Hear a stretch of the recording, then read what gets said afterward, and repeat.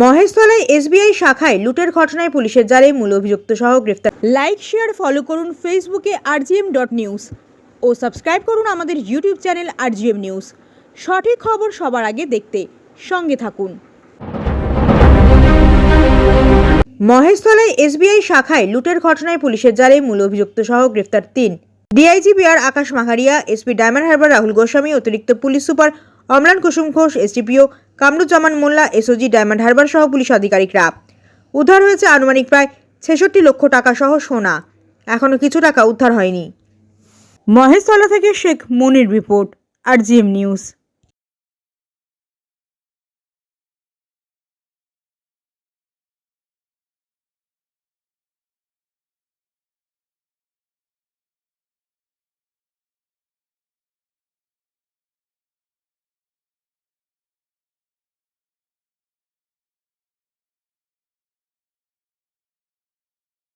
এখানে চলে এসছেন। আপনারা সবাই জানেন কি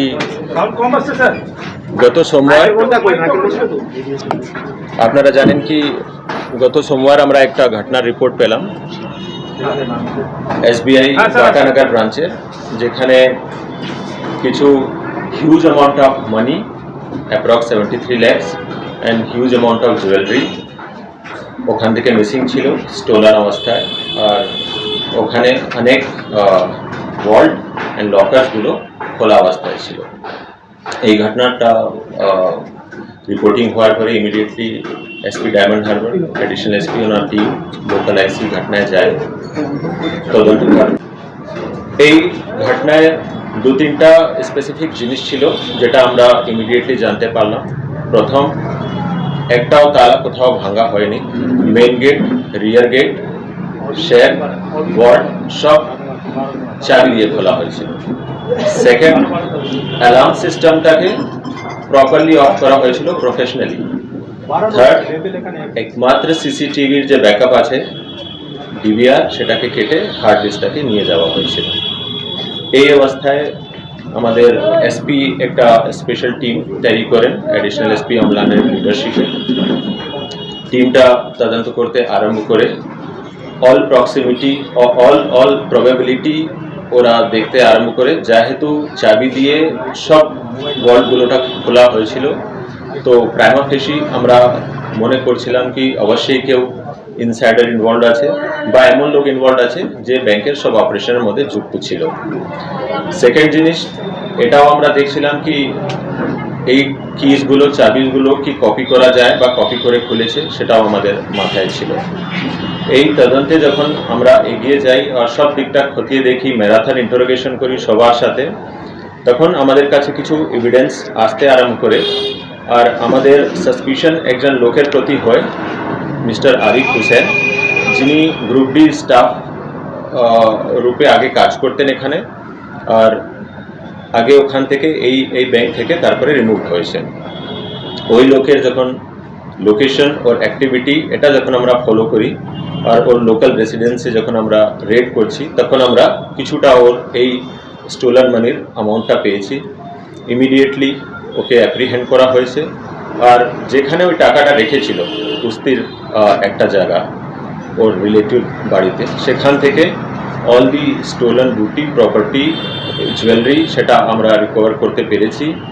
95% ক্যাশটা রিকভার হয়ে গেছে, অ্যাপ্রক্স 67 lakhs। কিছুটা বাকি আছে। আমাদের তদন্তটা এখন এগিয়ে যাচ্ছে। আমাদের এসপি, অ্যাডিশনাল এসপি, লোকাল আইসি, এসওজি টিম, কুস্তি থানার টিম আর নেবারিং ডিস্ট্রিক্টের টিম সবার কোঅর্ডিনেশন নিয়ে আমরা উইদিন 7 days এটা করতে পেরেছি। এই কেসটা একটা ইউনিক কেস ব্যাংকের হিস্ট্রি, যেখানে ব্যাংকের অল সিকিউরিটি সিস্টেমটাকে ডুপ্লিকেট কি দিয়ে খোলা হয়েছিল। আর জেনারেলি যে সিকিউরিটি সিস্টেমের ডিফারেন্ট লেয়ার্স আছে, সব লেয়ার্সকে সাকসেসফুলি এই ব্রেক করতে পেরেছে। এর সাথে এর ওয়াইফ ইনভলভ ছিল এই ঘটনায়। এই দুজন মিলেই কমিট করেছে। তারপরে এই তদন্তে আমরা আরও কিছু জিনিস পেয়েছি এই সিকিউরিটি সিস্টেম নিয়ে, সেটা ব্যাংককে কমিউনিকেট করবো কি যা যা আমরা আমাদের তদন্তে পেয়েছি। তদন্তটা শেষ হয়নি, এখন জাস্ট একটা ব্রেক থ্রু হয়েছে কি আমরা ক্র্যাক করতে পেরেছি আর রিকভার করতে পেরেছি সব প্রপার্টিগুলোকে। But at the same time আমরা বলছি না কি just this 2 people are involve. আমরা যখন অবধি কমপ্লিট করবো না আমার ইনভেস্টিগেশন, এখন অবধি ইনভেস্টিগেশন ইজ ওপেন। আরিফের যে ভাই করা হয়েছিল না, এটা ইনভেস্টিগেশনের ব্যাপার আছে, ও যা বলছে ওর ভার্জনটা আমাদেরকে ক্রস চেক করতে হবে। সেটার কারণেই কি এই ঘটনা ঘটানো হয়েছে বা কিছু? এটা কোনো জাস্টিফিকেশন নেই কি কেউ ব্যাংক থেকে রিমুভ হয়েছে তো ওখানেও চুরি করবে। এটা আরিফের ভাই কিভাবে যুক্ত এই ঘটনার সাথে? আরিফের ভাই এখন অবধি আমাদের ইন্টারোগেশনে আছে।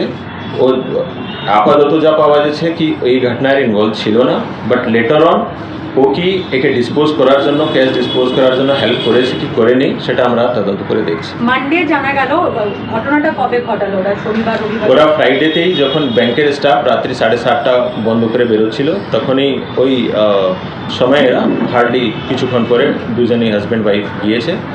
আর এই লোকটা যেহেতু এই আগে স্টাফ ছিল, অল দি অপারেশনসে জানতো কি কীভাবে করা যায়, কীভাবে ওয়ার্ল্ডগুলো খোলা যায়, এভরিথিং ওর নলেজে ছিল। তার জন্য খুব সহজভাবে ও করতে পেরেছে। এখানকার ওর ভাড়া বাড়িতে প্রথম সব ক্যাশ অ্যান্ড জুয়েলারিসটা নিয়ে এসছে, তারপরে নেক্সট দিন এটাকে ডিসপোজ অফ করার জন্য উস্তির একটা বাড়িতে গিয়ে রেখে দিয়েছে। এর সঙ্গে কি সিআইডি কোনো তদন্ত করছে? আমাদের স্টেটে ডিফারেন্ট এজেন্সিজ আছে, সব এজেন্সিজ আমরা একসাথে কোঅর্ডিনেট হয়ে কিছু কাজটা করি, ওরা অবশ্যই আমাদেরকে সবসময় অ্যাসিস্ট করে। স্যার, যেহেতু আরিফ কাজ করতো না বর্তমানে, ওর প্রতি সন্দেহটা গেল কেন? এটা আমরা কিভাবে ডিটেক্ট করেছি সেটা আমরা এখানে বলা কখনো উচিত নেই, কেন কি এটা একটা কেস, প্রথম কেস নেই, লাস্ট কেস নেই, অনেক কেস হয়ে তো আমরা ডিটেক্ট করতে পেরেছি। আর ঘটনাটা আমি বলে দিলাম, কিন্তু কীভাবে ডিটেক্ট করলাম, কীভাবে ওর সাসপিশন দিল এটা আমাদের ইন্টারনাল ব্যাপার আছে, সেটা আমি রিভিল করি। বলছি, ব্যাংকে যে দুজন সাসপেন্ড হয়েছে মানে যারা পদাধিকারী, তাদের সঙ্গে এদের যে রিয়াজটা আমি বললাম ইনভেস্টিগেশন জাস্ট একটা আমরা ব্রেক থ্রু পেয়েছি আর মেইন কাজটা হয়ে গেছে, কিন্তু ইনভেস্টিগেশন ইজ ওপেন। এর কার সাথে আর সম্পর্ক ছিল কি ছিল না সেটা আমরা তদন্ত দেখছি। টাকাটা কি পুরো উদ্ধার হয়েছে? আমি বললাম 66 লাখ সামথিং হয়েছে, ওরা 73 লাখ রিপোর্ট করেছিল, বাট আমাদের ইনভেস্টিগেশন অনুযায়ী 7-8 লাখ টাকা আরও আমরা উদ্ধার করতে পারি। Thank you madam. এই ঘটনাটা রিপোর্টিং হওয়ার পরে immediately SP Diamond Harbour, additional SP ওনার টিম লোকাল আইসি ঘটনায় যায়। তদন্ত করতে আমরা এই ঘটনায় 2-3টা স্পেসিফিক জিনিস ছিল যেটা আমরা ইমিডিয়েটলি জানতে পারলাম। প্রথম, একটাও তালা কোথাও ভাঙা হয়নি, মেইন গেট, রিয়ার গেট, সব চাবি দিয়ে খোলা হয়েছে। সেকেন্ড, অ্যালার্ম সিস্টেমটাকে প্রপারলি অফ করা হয়েছিল প্রফেশনালি। একমাত্র সিসিটিভির যে ব্যাকআপ আছে ডিভিআর, সেটাকে কেটে হার্ড ডিস্কটাকে নিয়ে যাওয়া হয়েছে। এই অবস্থায় আমাদের এসপি একটা স্পেশাল টিম তৈরি করে, অ্যাডিশনাল এসপি অমলানের লিডারশিপে টিমটা তদন্ত করতে আরম্ভ করে অল প্রক্সিমিটি অল প্রবাবিলিটি ওরা দেখতে আরম্ভ করে। যেহেতু চাবি দিয়ে সব ওয়ার্ডগুলোটা খোলা হয়েছিল, তো প্রাইমা ফেসি আমরা মনে করছিলাম কি অবশ্যই কেউ ইনসাইডার ইনভলভ আছে বা এমন লোক ইনভলভ আছে যে ব্যাংকের সব অপারেশনের মধ্যে যুক্ত ছিল। সেকেন্ড জিনিস, এটাও আমরা দেখছিলাম কি এই কিসগুলো, চাবিগুলো কি কপি করা যায় বা কপি করে খুলেছে, সেটাও আমাদের মাথায় ছিল।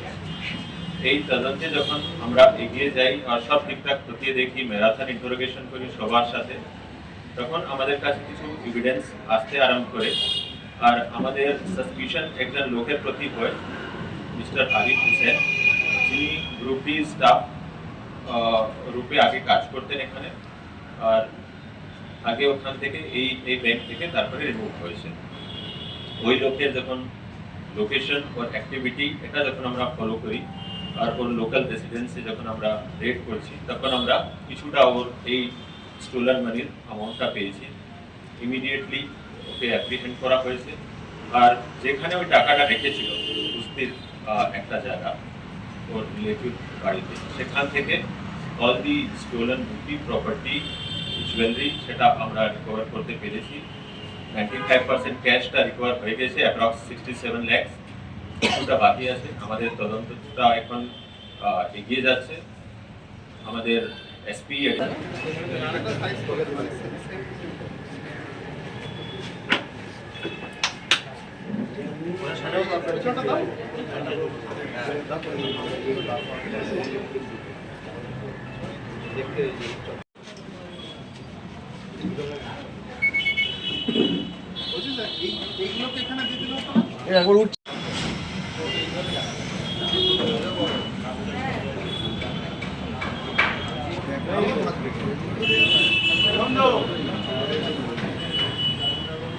মেটিয়া ব্রুজের কারবালা মোড়ে সেলাই মেশিনের ভান্ডার নিয়ে হাজির সাবির এন্টারপ্রাইজ।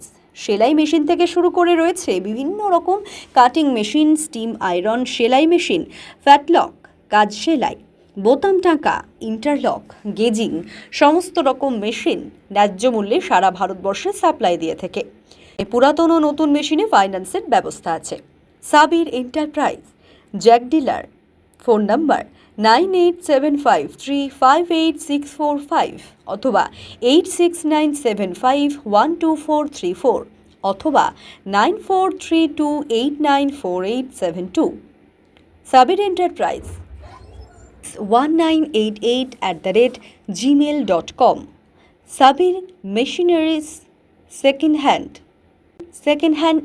@gmail.com। औलाद आली मार्केट, কারবালা, কলকাতা 700018। নিগার ফার্নিচারের ঠিক বিপরীতে একটি দ্বিতীয় টি নিগার ফার্নিচারের নিচে 70 যোগাযোগ করুন।